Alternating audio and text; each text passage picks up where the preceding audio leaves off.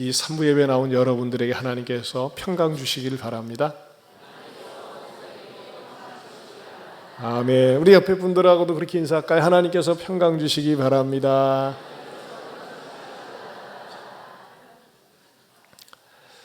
지난 주일에는 광야교회의 특징에 대해서 말씀을 드렸습니다. 교회는 건물이 아니라 성도들의 모임입니다. 그런데 사면 팔방 둘러봐도 의지할 데 없는 광야 속에 이스라엘 백성들의 공동체를 일컬어서 스데반 집사가 광야교회라고 했습니다. 그렇다면 그 광야교회의 특징이 무엇인가? 그 광야에서는요, 아무것도 의지할 데가 없습니다. 그래서 하나님 앞에 나올 때 사람들이 신앙이 자리를 잡으면서 깨닫는 것은 내가 의지할 수 있는 분은 하나님이시구나. 이것을 깨닫게 시작할 때 신앙이 자리를 잡습니다. 아니야, 난 하나님 의지 안 해도 살아. 죄송한 얘기지만 이분은 아직 신앙인은 아닙니다. 광야교회의 특징은 나는 하나님의 은혜가 아니면 살 수 없습니다. 이만큼 여기까지 오는 거 하나님의 은혜입니다. 여러분들이 믿습니까? 그 신앙인이 되어져 가는 거예요. 그리고 광야교회의 특징 가운데 성도들은 무엇을 늘 의식합니까? 코람데오, 하나님의 임재를 느끼면서 하나님을 늘 하나님과 동행하면서 사는 것을 경험하는 것입니다. 세 번째로 교회의 특징, 광야교회의 특징은 가족 공동체라고 그랬습니다. 가족과 같은 그런 체험을 할 수 있어야 됩니다. 남남이 아닙니다. 외양적으로는 남인 것은 분명하지만 가족은 피를 나눴습니다. 혈통이라는 게 있어요. 우리는요, 예수님의 피를 나눴습니다. 모두가 성찬에 참여하면서 예수님의 형제 자매로서 나누기 때문에 가족에게 무슨 일이, 좋은 일이 있을 때는 같이 기뻐할 수 있고, 슬픈 일이나 어려운 일이 있을 때는 같이 아파하고 위로해 주는 것이 광야교회의 특징이요, 또 우리 예한교회의 특징이기도 해야 된다는 것입니다. 그런 의미에서 이번 주 금요일과 토요일에 있는 우리 몽골 선교를 위한 바자회에 여러분들이 주변에 많은 사람들을 데리고 와서 같이 식사도 하고 교제도 나누면서 정말 이 예한교회 가족의 아름다운 기쁨을 보여줄 수 있길 바랍니다. 사실 우리 예한교회 바자회가 굉장히 소문이 많이 났습니다. 어쩌면 저렇게 수백 명이 달라붙어서 일을 하고 섬기고 기쁨이 넘치고 저렇게 축제적인 분위기가 될까? 사실 교회들마다요, 바자회를 힘들어합니다. 중간에 접는 경우가 많이 있습니다.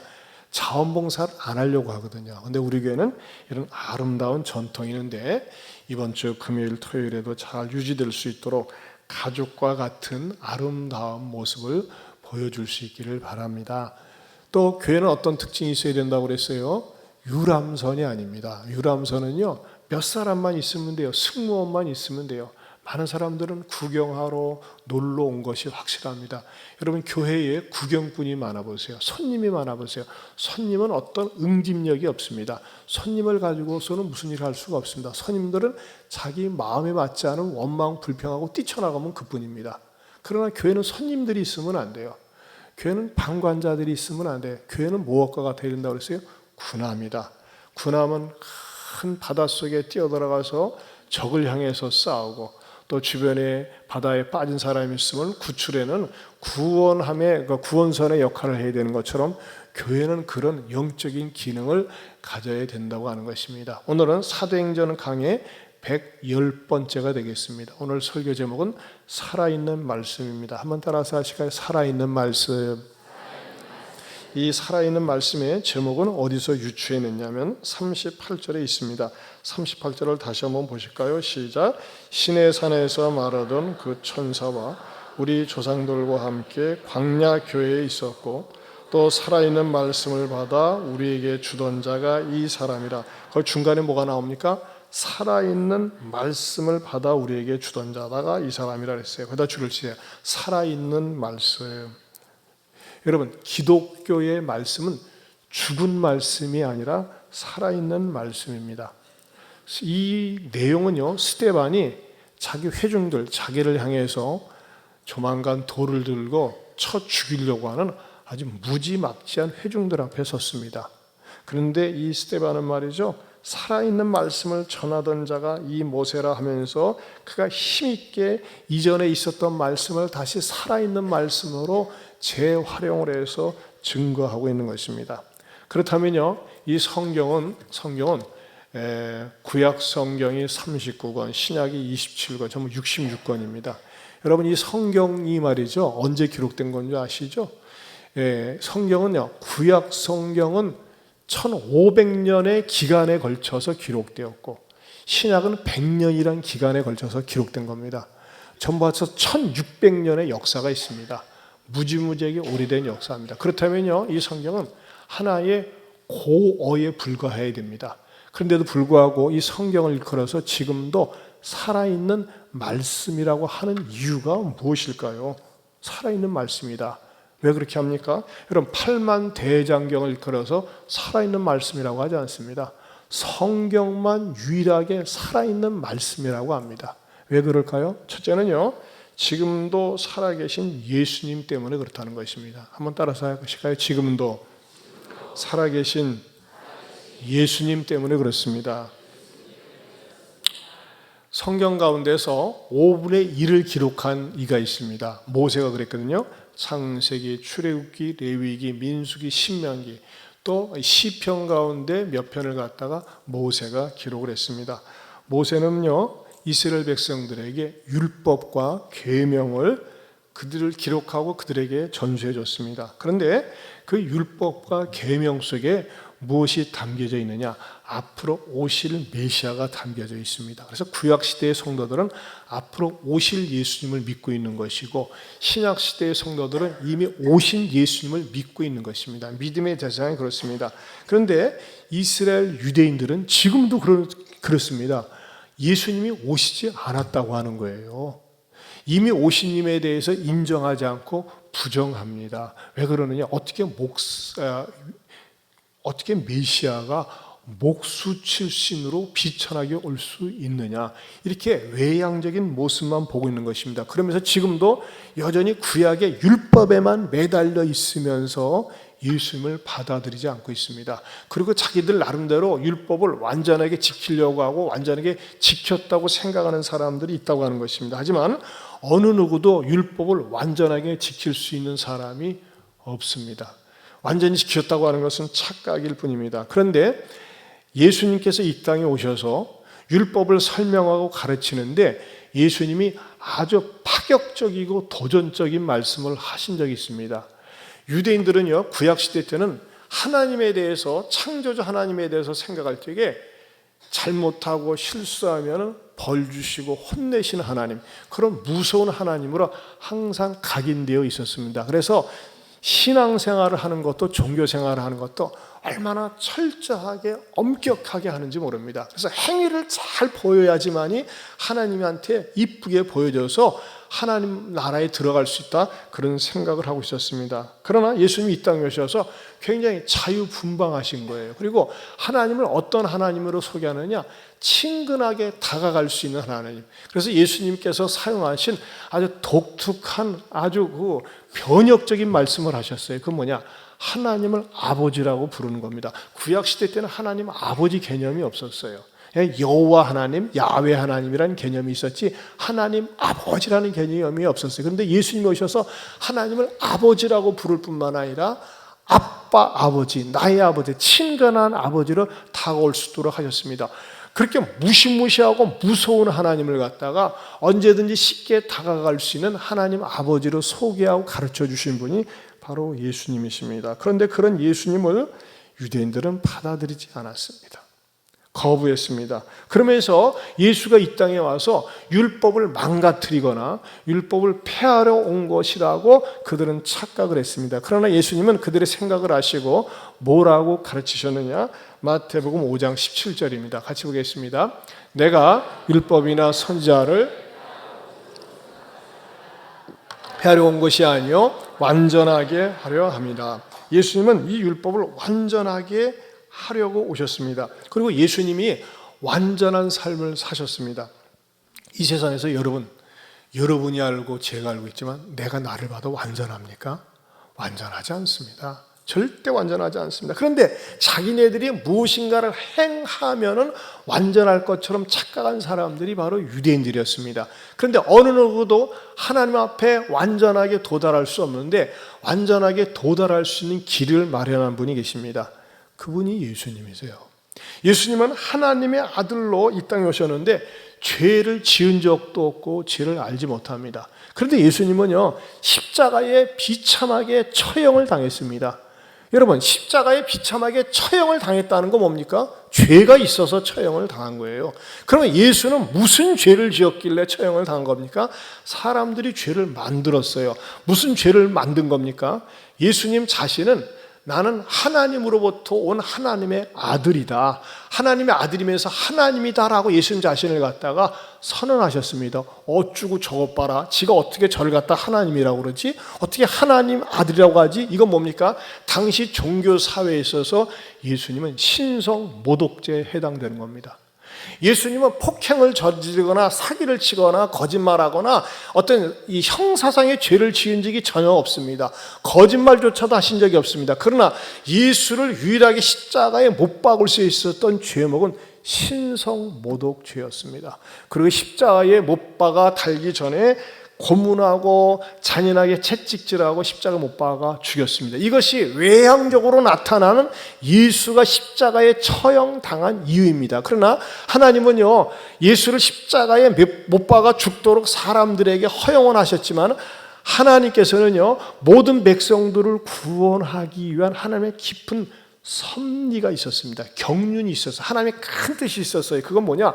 모든 사람이 죄 가운데 태어나서 죄 가운데 살다가 죄로 죽을 수밖에 없는데 그 죄를 용서해 줄 수 있는 유일한 방법은 죄 없는 하나님의 아들이 속죄 양이 되어서 죽는 길밖에 없었습니다. 사람들이 외향적으로는 신성 모독죄로 죽였지만 그것은 사람들이 이야기하는 죄고 하나님의 더 큰 뜻은 모든 사람들의 죄, 늘 죄 때문에 고민하고 자기 자신의 불안전 때문에 늘 열등감이 생기고 때로는 우월감 때문에 죄를 짓지 않습니까? 그런데 그 모든 죄를 갖다가 예수님에게 뒤집어 써서 십자가에 못 박아 죽음으로 말미암아 그 죄를 대속하러 예수님을 보내신 것입니다. 그리고 예수님은 십자가에서 대충 죽은 게 아니라 완전히 죽었어요. 완전히 죽었어요. 그런데 예수님 십자가에 완전히 죽은 것으로 끝난다면은 33살의 젊은이가 아깝다, 슬프다, 그러고 끝나고 말았을 것입니다. 근데 하나님은요, 죄는 완전히 죽고 저주도 완전히 죽고 모든 것이 용서되었다고 하는 그 증거로 예수님을 3일 만에 살아나게 하셨습니다. 이게 기독교의 독특성입니다. 예수님을 죽음은 정복하고 3일 만에 부활하셨고 40일 동안 이 세상에 계시다가 그 다음에 하나님 보좌 우편으로 승천하셨습니다. 그럼 지금 뭐 하시냐? 지금 우리 주님은 하나님 보좌 우편에서 우리를 위해서 중보기도하고 계십니다. 더 나아가서 예수님은요, 언젠간 반드시 한 번 이 세상을 심판하러 오십니다. 모든 족속, 모든 사람들이 한눈에 다 알아볼 수 있도록 공중에 구름을 타고 재림하러 오십니다. 그분이 예수 그리스도이십니다. 우리는 그분을 믿고 있는 겁니다. 그러나 여러분, 오해하지 마십시오. 다른 종교 교주들을 폄하하려는 것은 아닙니다. 부처님, 마호멧, 공자님 훌륭한 분들입니다. 하지만 이분들의 공통점은 뭡니까? 전부 자연사 하셨어요. 여러분, 부처님이 고문받아 죽었다는 말 들어본 적 있습니까? 공자님이 아니에요. 그분들은 자연사를 하셨어요. 그렇기 때문에 그분들에게 붙일 수 있는 우리가 뭐냐? 고인이에요, 고인. 하지만 예수님은 고인이 아닙니다. 지금도 생존해 계십니다. 그래서 어떤 사람은 그래요. 그럼 예수님 보여달라고 보여주면 믿겠다고. 그래서 때로는 한 번씩 꾸며 보여주는 분도 있어요. 하지만 여러분, 예수님은 보여줄 수 있지만 여러분 보세요. 만약에 어느 나라 어느 특정한 사람에게만 보여준다면 불공평한 거 아니겠어요? 234개의 나라 가운데서 누구에게만 보여준다면 불공평하거든요. 근데 모든 사람에게 보여줄 수 있고 모든 사람에게 믿을 수 있도록, 아니 예수님과 똑같은, 아니 예수님 이상으로 일을 할 수 있는 그 분을 보내주셨어요. 그분이 누굽니까? 하나님의 영 성령님이십니다. 그래서 성령님께서 우리 가운데 오시면요, 비록 시간이 다르고 인종이 다르고 나라가 다르지만은 성령님께서 그 사람의 마음에 감동을 주셔서 복음을 듣게 될 때 예수님을 발견하게 됩니다. 이전에는 예수님을 몰랐는데, 이전에는 예수님을 4대 성인으로 알았었는데 예수님을 발견하게 되면서 예수님을 믿게 되는 겁니다. 예수님을 믿게 되면 어떻게 됩니까? 죽은 예수님을 믿는 것이 아니라 지금도 살아 계셔서 나와 함께 하시며 역사하시는 그 예수님을 믿게 되는 것입니다. 그래서 우리가 찬양을 할 때 어떻게 합니까? 살아계신 주 나의 참된 소망 두려움이 사라지네. 우리 후렴부터 한번 불러보겠습니다.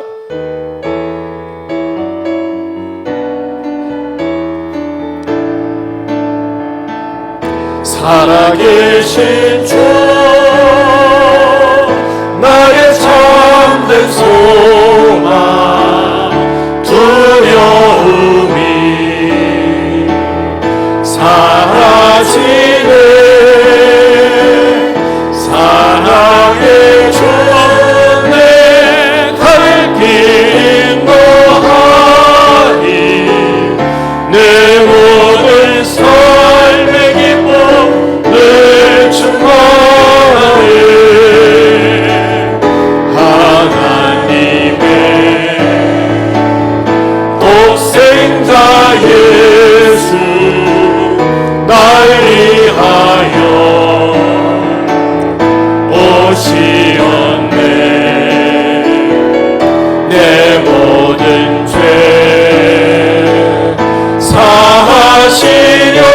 사하시려고 십자가 지셨으나 다시 사셨네. 어떤지라고요? 살아계신 주 나의 참된 소망 두려움이 사라지네. 사랑의 주 내 갈 길 인도하니. 내 모든 삶의 기쁨 늘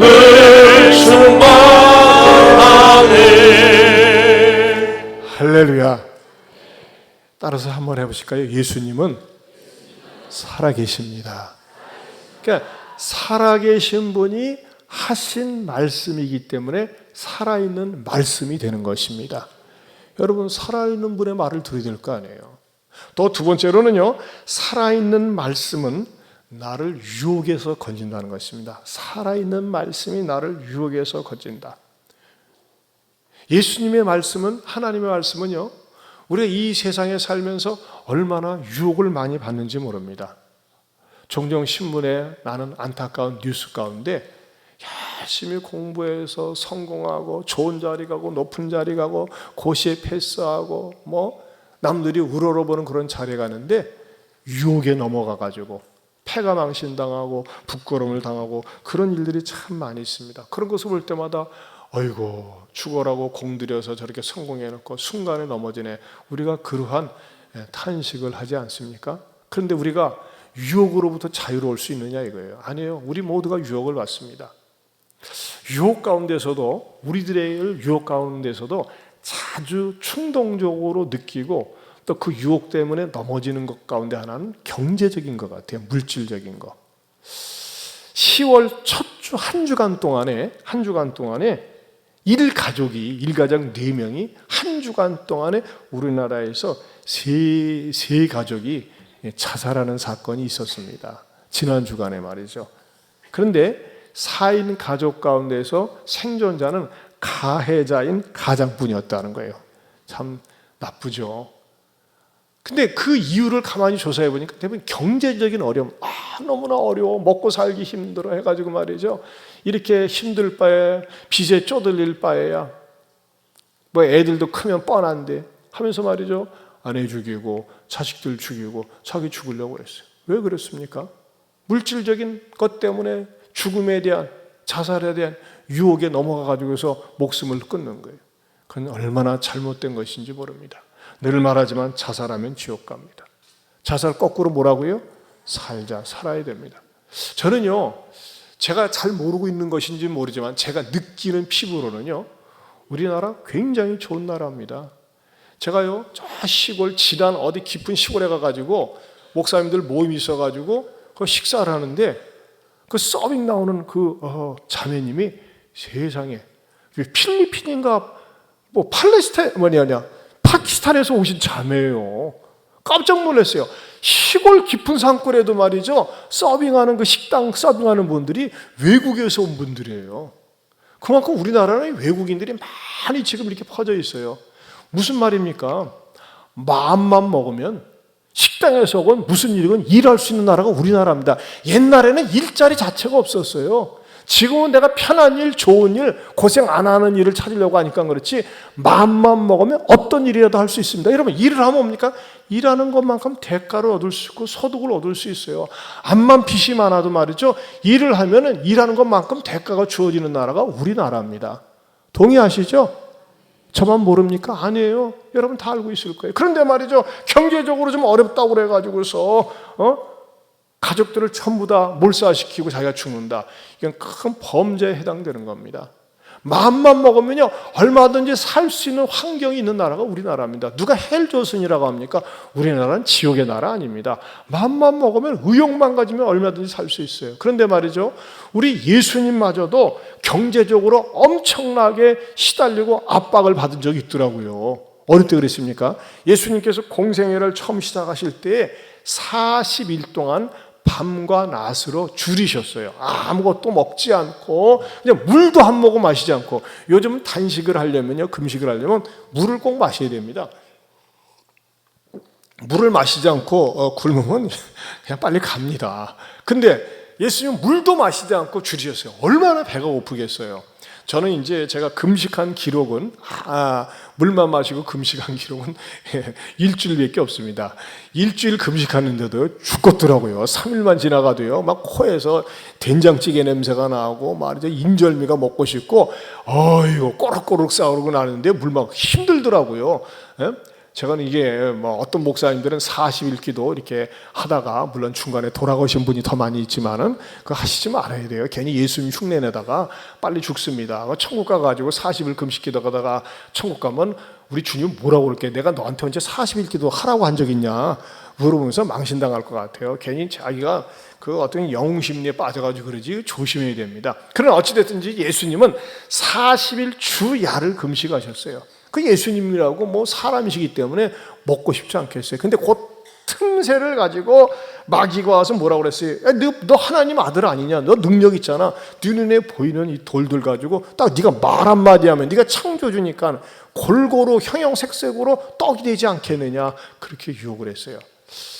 저 같으면 그랬을 것 같아요. 그래, 네 원하는 대로 떡덩이가 되거라. 그런 말이지. 큰 바위는 인절미, 큰 것이 될 것이고, 조그만 것들은 말이죠, 송편이 될 것이고, 또 뭡니까, 이 바위들 자갈들도 말이 다 내용들이 다르니까 다양한 맛있는 그 돌덩이가 떡덩이가 되지 않을까. 그러면 마귀가 어이구 잘못 시험 걸어내가지고서 부끄러움을 당할 것 같은데, 예수님은 뭐라고 말씀하셨어요?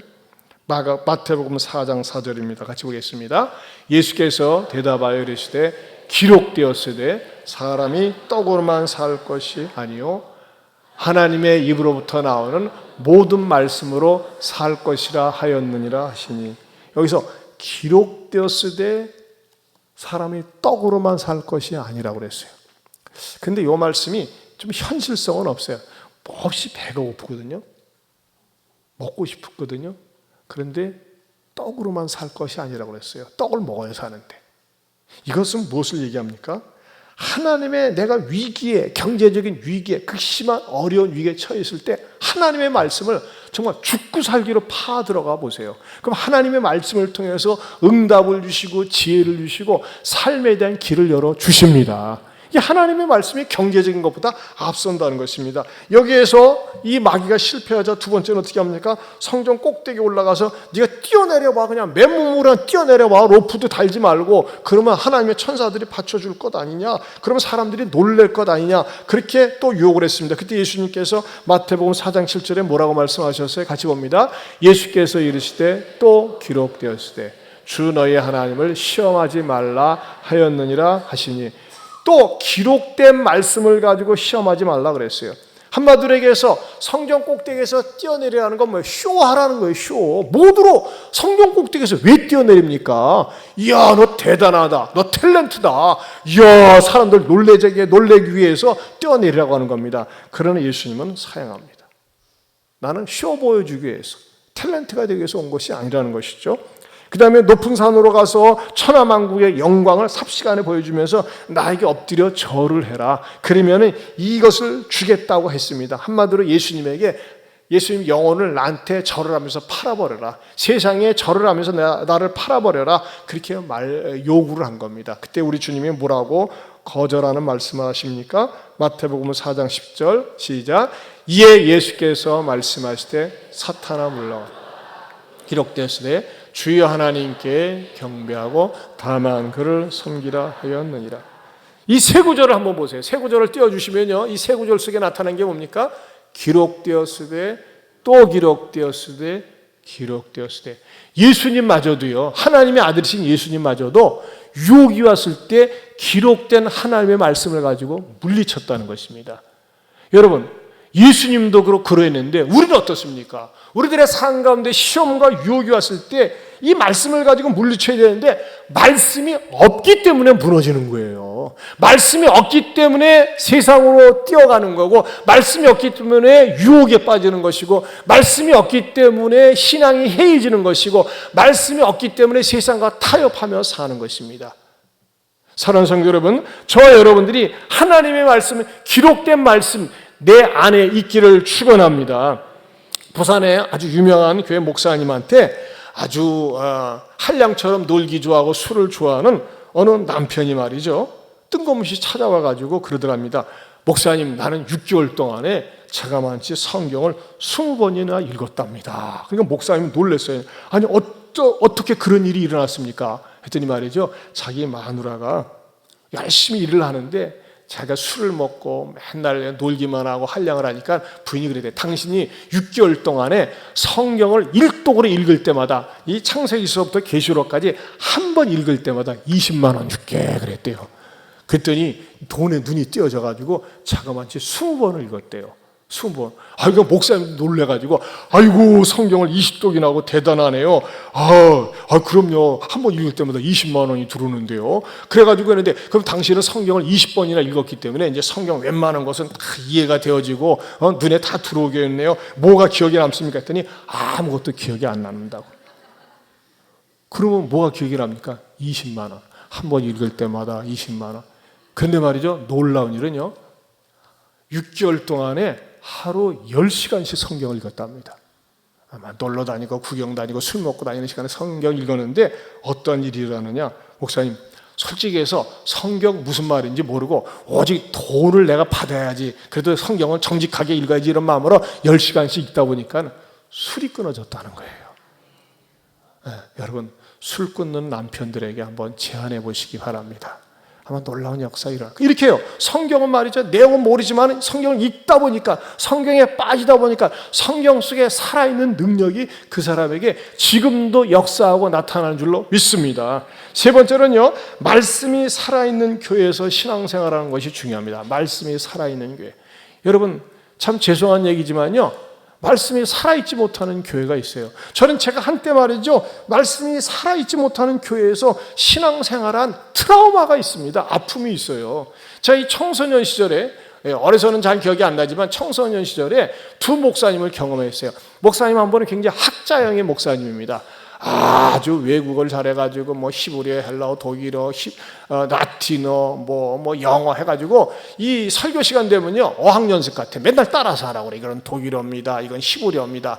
그래가지고 말이죠, 우리는 또 따라서 하는데 발음이 틀리면 이렇게 따라서 하세요 하는데, 아무튼 뭐 굉장히 이 목사님의 설교가 깊었어요. 잘 무슨 말인지 모르지만은. 근데 그 목사님은 또 메시지는 잘 못 알아듣지만 깊다고 하는 거 하나만 인정했어요. 하나만 인정을 했어요. 제가 이제 그 목사님 좀 영향을 받았어요. 어떤 본문 한 구절 가지고요, 그 목사님 한 구절 가지고 6개월을 설교한 적이 있습니다. 아주 질리게 만듭니다. 아무튼 그 목사님은 그렇게 했었어요. 그래서 그 목사님 깊이 파고들어오는데 어느 때는 말이죠, 성탄절 설교를 가지고 한 본문을 가지고 목사님이 딱 꽂히니까 6월 달까지 가는 거야. 그래서 목사님, 참 깊은 건 좋은데 좀 이제 진도도 좀 나가야 되지 않겠습니까? 했더니 무식한 뭔 소리 하지 말라고 그래가 핀잔을 들은 적도 있었는데 아무튼 그 정도로 목사님은 팠었어요. 근데 목사님 너무나 몸이 허약해가지고서 교회를 이제 사임하시고 그 다음 목사님 오셨는데 그 목사님은 아주 체격도 좋으시고 인품도 좋으시고 유머 감각도 있으시고 그래요.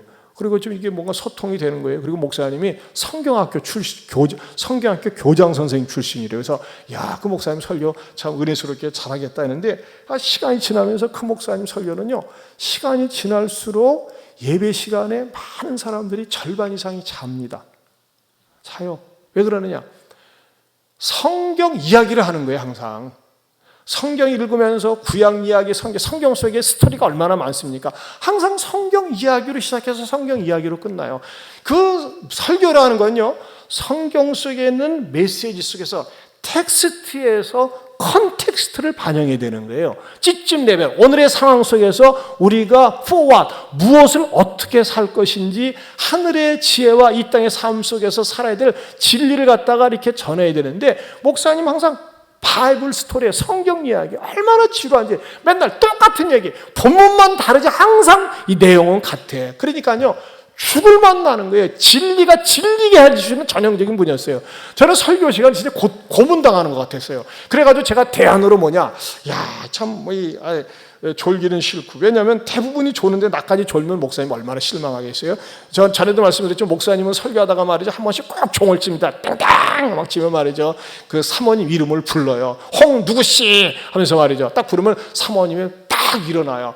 목사가 설교하는데 남편이 설교하는데 왜 졸고 자빠졌어요? 그러면 말이죠, 다른 사람들이 사모님을 쳐다봐요. 쳐다보면 저도 쳐다보면 사모님이 뭐라고 방언으로 얘기를 합니다. 그러면 제가 통역을 하면 이거 같아요. 꼭 맞어요.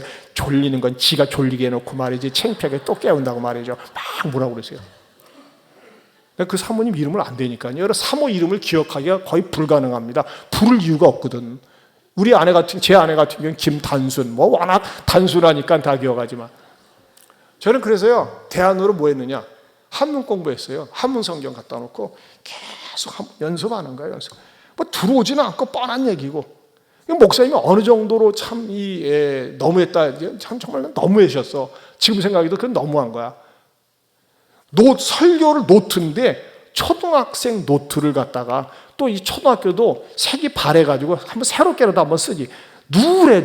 그것도 행간을 놓칠까봐 꼭 목사님 설교 스타일이래요. 손가락으로 짚어가면서 내가 하고 또 회중을 바라보신다 이렇게 하더라고. 이야, 미치겠더라고요. 그 목사님 또 이 꼴통 보수라 나서 합동치교회에는 구원이 없다는 식으로 얘기를 하고, 대한예수교 장로회 가로 열고 합동 가로도 없고 하면서 다른 데서 은혜스러운 집회도 못 가게 하고, 저는요 정말 막 그때 당시에 교회 생활 정말 지겨웠어요. 얼마나 목사님 설교가 지루하고 답답한지. 아마 나중에는요 교인들이 다 떠나더라고요. 제가 생각할 때 그때 당시 교인들을 정말 훌륭하고 착했어요.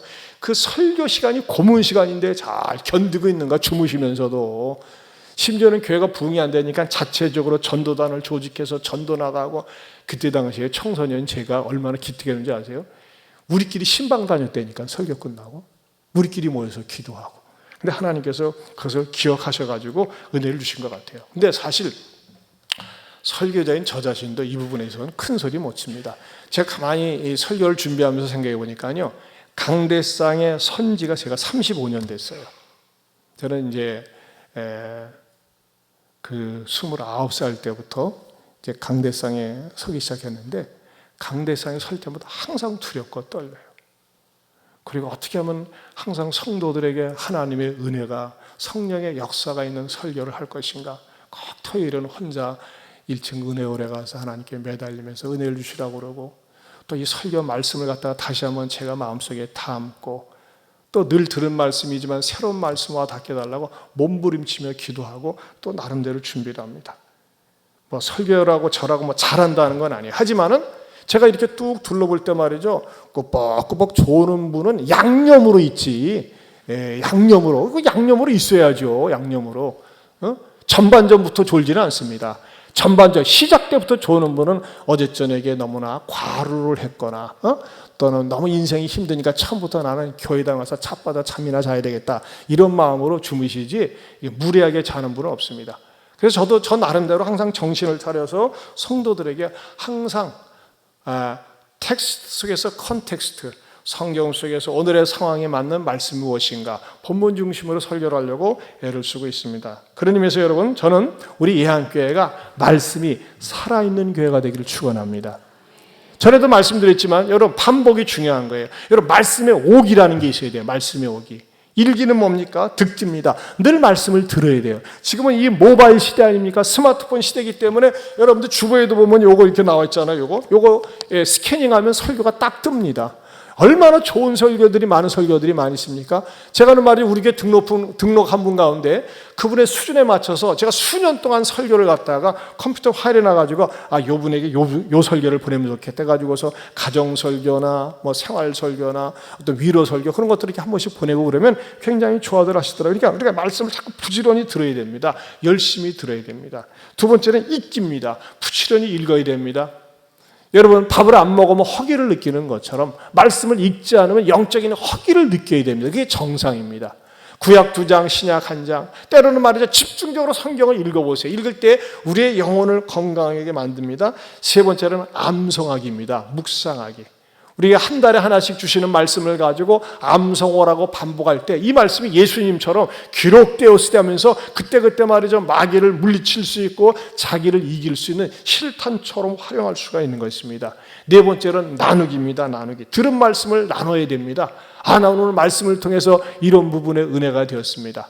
우리 호산나 찬양대도 그렇고 서기 전에 저는 오늘 말씀을 들으면 이렇게 은혜가 되었습니다. 자, 우리 말씀을 나눕시다, 삶을 나눕시다 할 때 기꺼이 나눌 수 있어야 돼요. 말씀 나누자 그러면 나는 별로 할 말이 없는데 이거 좋은 거 아니에요. 여러분, 우리가 사람들이 내 돈을 가지고 기마에 뭐 박스고 점심 쓰면 잘 먹었습니다, 고맙습니다, 덕분에 먹었습니다 얘기하는 것처럼 내가 들은 말씀을 가지고 나눌 때 어떻게 됩니까? 서로가 말씀이 풍요롭게 되는 것입니다. 여러분들이 자녀들이 말이죠, 저녁 때 식탁의 자리에 모였으면요, 오늘 주일학교에서 뭐 배웠니? 뭐가 은혜가 되었니? 이렇게 나눠야 됩니다. 떨어져 있는 자녀들한테 너 가까운 교회 나가서 오늘 들은 말씀이 뭐니? 이렇게 말씀을 자꾸 나눌 때 신앙이 깊어지고 넓어지게 되는 것입니다. 그 다음에 다섯 번째는 전하기입니다. 전하기.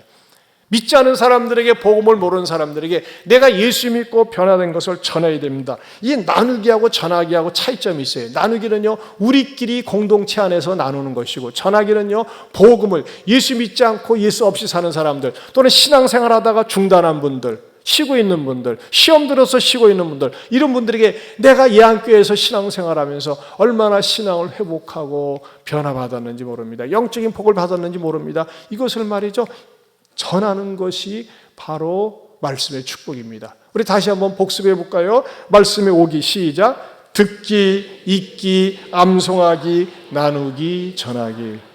이 오기가 꽉 차기를 축원합니다. 승질내는 오기 말고. 네 번째로는 살아있는 말씀은 용기와 결단을 준다는 것입니다. 내가 말이죠, 말씀을 듣고서 용기를 내고 결단하게 되는 거예요. 내가 이것을 결정해야 될까 말까 망설이는데 말씀을 듣고 결정을 하는 겁니다. 지난번에 우리 부흥사경회 때도 어떤 분이 이렇게 감사원금 봉투에다가 주님, 신앙생활 그동안 방황했는데 이 교회 저 교회 다니면서 방황했는데 이제는 우리 예한교회 결단할 수 있도록 하나님 더 큰 은혜 주세요. 그렇게 쓴 기도 제목도 있더라고요. 여러분, 그렇습니다. 사실 우리 주변에 뭐 교회들이, 좋은 교회들이 많지만 말씀이 내 안에 들어오는 교회, 내가 은혜되는 그 교회를 다녀야 돼요. 그래야지만 내 믿음이 자라나는 거거든요. 저는 우리 예한교회가 여러분들에게 말씀이 들어오고 받아들여지고 순종하고 싶고 따라가고 싶은 그런 살아있는 말씀이 있는 교회가 예한교회고 이 강단이 될 수 있기를 축원합니다.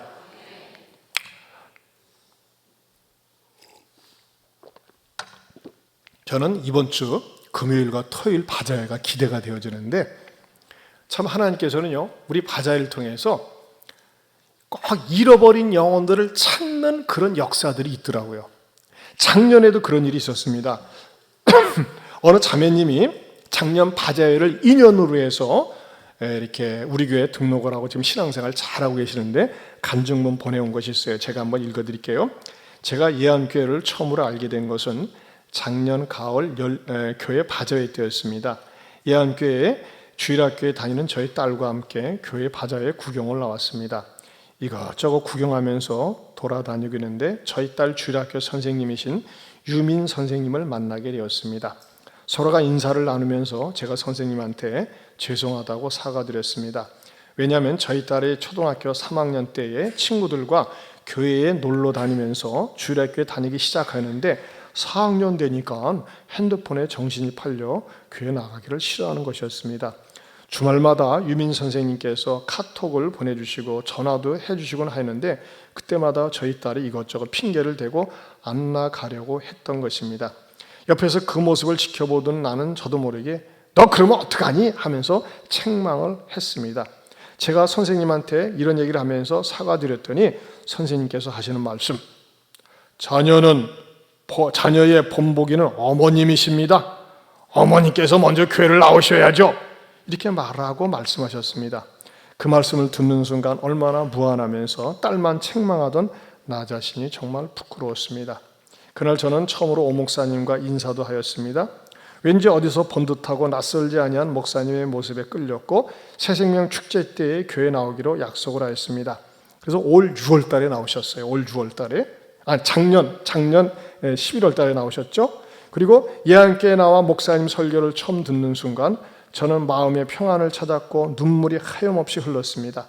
하나님께서는 세상살이에 빠져있는 저에게 딸을 통하여 주님과의 연결고리를 이어주셨고 또 교회 등록하고 주일마다 딸과 손잡고 예배드리러 다니면서 마냥 행복합니다. 잠자기 전 침대에 누워서 1월서부터 5월까지 성과음성도 같이 하고 찬송도 함께 들으면서 주님 안에서 행복합니다. 대단하죠? 들어놓아가지고 성과음성을 하는 거예요.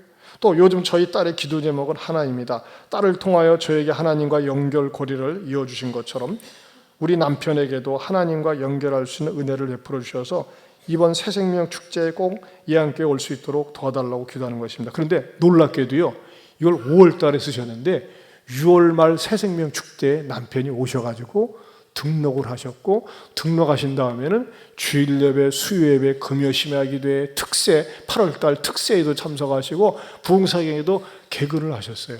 그 부부 사진을 잠깐 보여드리겠습니다.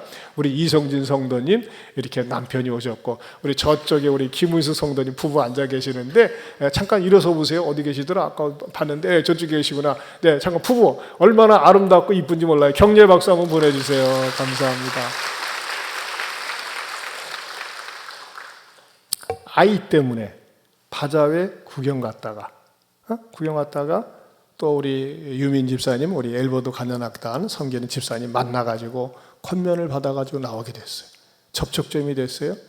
또 그리고 작년 새생명 축제 때 와서 말씀을 듣고 은혜를 받고 또 이렇게 열심히 신앙생활하다가 그때는 혼자만 오셨었어요. 우리 자매님. 근데 기도 제목에 내 남편도 예수 믿었으면 좋겠습니다. 그런 간절한 소원을 가지시다가 올 6월 달에 새생명 축제 때 예수님 믿고 이제는 온 가족이 얼마나 아름답고 행복하게 신앙생활하는지 모릅니다. 저는요, 우리 예안교회가 정말 잃어버린 영혼들이 우리 교회에 와서 주님을 인격적으로 만나고 행복하게 신앙생활할 수 있는 건강하고 좋은 교회가 될 줄로 믿습니다. 이번 새생명 축제 때도요, 구경삼아 데리고 오세요. 같이 와서 식사하면서, 그리고 처음 오시는 분들 오면요, 일단 저를 소개시켜 주세요. 그럼 제가 가서 깍듯이 인사하고 섬기면서요, 다시 주님 앞에 나올 수 있는 좋은 그런 징검다리가 되는 그런 기간이 바자회가 될 줄로 믿습니다. 여러분, 하나님의 말씀은 죽은 말씀이 아닙니다. 하나님의 말씀은 살아있는 말씀입니다. 하나님의 말씀은 우리를 하여금 용기와 결단을 주고 삶의 의욕을 줍니다. 이 말씀을 우리들이 붙잡고 살면서 말씀으로 쓰임받는 사람, 말씀이 나를 주도적으로 이끄는 그런 삶을 살 수 있기를 축원합니다. 성경을 그동안에 덮어놓고 믿었던 분들은 열어놓고 믿으시고 말씀을 들으면서 읽으면서 암송하면서 이 말씀의 풍성한 복을 이 가을에 맛볼 수 있기를 축원합니다. 우리 한번 이 찬양 불렀으면 좋겠어요. 말씀 앞에서 경외함으로 주께 홀로 섭니다.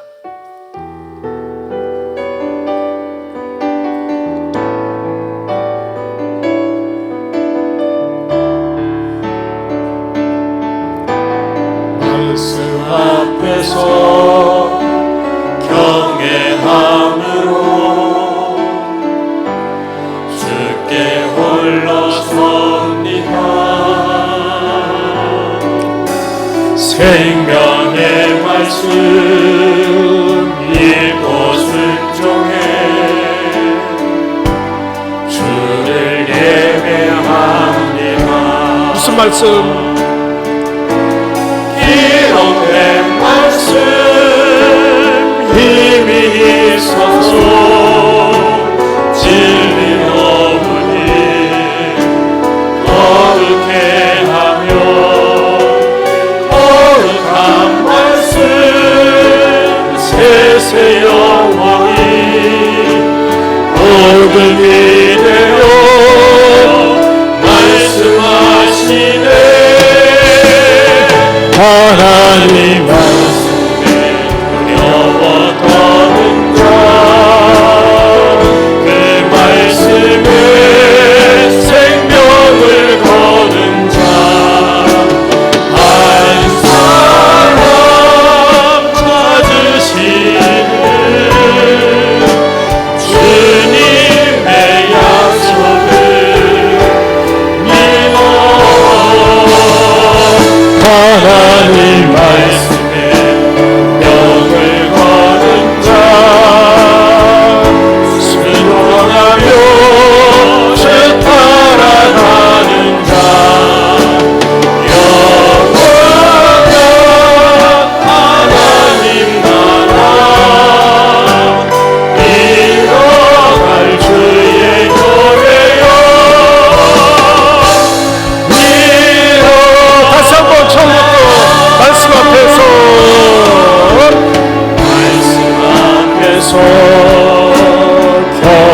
경외함으로 주께 홀로 섭니다. 생명의 말씀 읽고 순종해 주를 경외합니다. 기록된 말씀 힘이 있어서 진리로우니 거룩해 하며 거룩한 말씀 세세 영원히 복음이 되어 말씀하시네. 하나님 말씀에 두려워 떠는 자, 그 말씀에 생명을 거는 자, 한 사람 찾으시는 주님의 약속을 믿어. 하나님 말씀에 명을 거는 자, 순종하며 주 따라가는 자, 영원한 하나님 나라 이뤄갈 주의 교회여.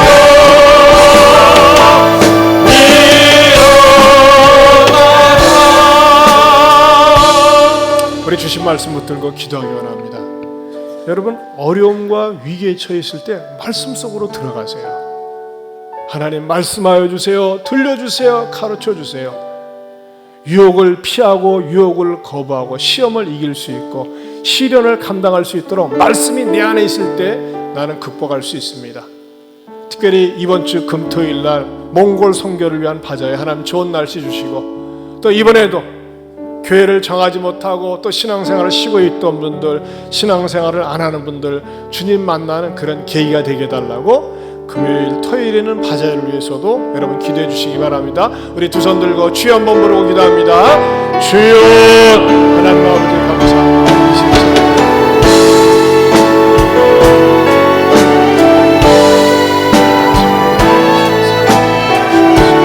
이 말씀을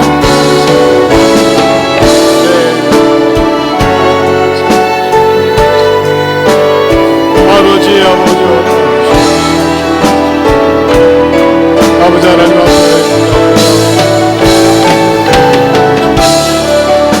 잃어버린 영혼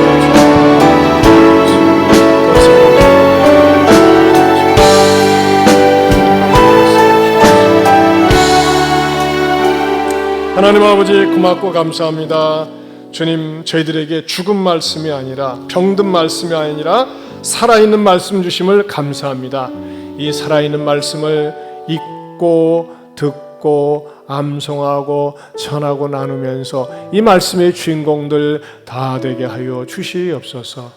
특별히 이번 주 금요일 토요일 귀한 바자회가 있는데 이 바자회의 주인의식을 모두가 가지고 참여하면서 바자회를 통해서 주는 풍성한 축복을 맛보게 하여 주시옵소서. 이제는 우리 주 예수 그리스도의 은혜와 하나님 아버지의 변함이 없는 사랑과 성령님의 감화 감동 교통하심의 은혜가 살아있는 말씀을 내 말씀으로 받아들이고 이 말씀의 축복의 주인공이 되겠노라고 다짐하는 모든 성도들 위해 영원토록 함께 있을지어다. 아멘.